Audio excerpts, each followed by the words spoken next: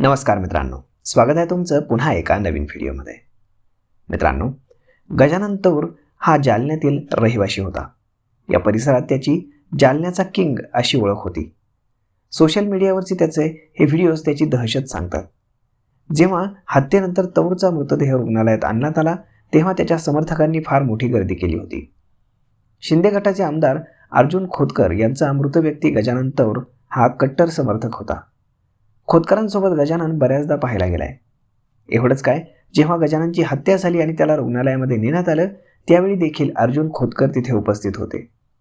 गजानन तौर हा सराईत गुन्हेगार 2011 पासून आतापर्यंत त्याच्यावरती 16 केसेस आहेत. खंडणी, भांडणं आणि हत्येचा गुन्हा त्याच्यावरती दाखल आहे. 1 वर्ष NPD अंतर्गत त्यानं जेलची शिक्षाही भोगली होती आणि तो तडीपारही होता.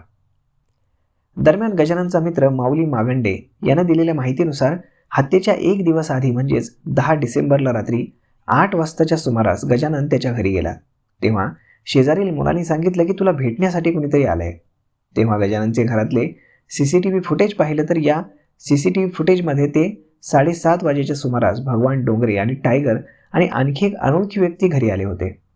गजानननं माऊलीला सांगितलं टायगर आणि त्याची ओळख ही जेलमध्ये झाली होती. तर 11 डिसेंबरला गजानन तौर आपला मित्र पवन दिवेकर, आलोक जुन्नरकर यांच्यासोबत दुपारी 1 वाजता रामनगर साखर कारखान्याकडून कारनं जालना शहराकडे येत होते. दुपारी 1:30 ते 1:45च्या सुमारास मंठा चौफुलीजवळ संमती मेडिकल समोर एका पांढऱ्या स्विफ्ट डिझायर गाडीजवळ भगवंत डोंगरे, लक्ष्मण गोरे, टायगर आणि इतर 2 अनोळखी व्यक्ती उभ्या होत्या. गजानननं त्यांना पाहून आलोक जुन्नरकरला गाडी थांबवण्यास सांगितलं आणि ते तिघांजवळ तो गेला. तिथे जाताच भगवान डोंगरे, लक्ष्मण गोरे आणि टायगर यानं पिस्तुलानं गजाननच्या दिशेनं गोळ्या मारायला सुरुवात केली. गजाननचे मित्र त्याच्याकडे जायचा प्रयत्न करतच होते की त्यांच्यावरही आरोपीनं गोळ्या झाडल्या. आरोपींमधील दोघांनी चाकूनं गजाननच्या अंगावरती वार करण्याचा प्रयत्न केला.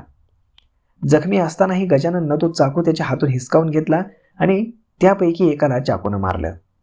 यातच डोक्यात गोळी लागल्यानं गजानन खाली पडला आणि ते सगळे आजूबाजूला पळून गेले. गजाननवरती गावठी पिस्तुलातून 5 राऊंड फायर करण्यात आले होते. गजानन बेशुद्ध अवस्थेत असतानाच त्याला कलावती हॉस्पिटलमध्ये नेण्यात आलं. तेथील डॉक्टरने सरकारी रुग्णालयात घेऊन जा असं त्यांना सांगितलं.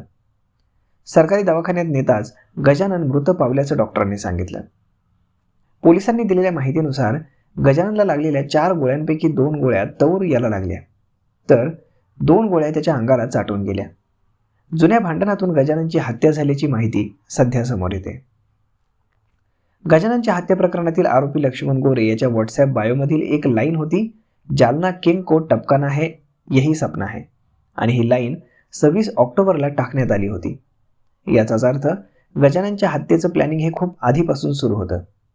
गजाननच्या मित्रांच्या म्हणण्यानुसार गजानन ज्यावेळी जेलमध्ये होता तेव्हा आरोपी टायगर आणि त्याची ओळख झाली आणि तिथेच त्यांच्यामध्ये वाद झाले आणि या वादाच्या सुडातूनच गजाननची हत्या झाल्याचा संशय पोलिसांना आहे.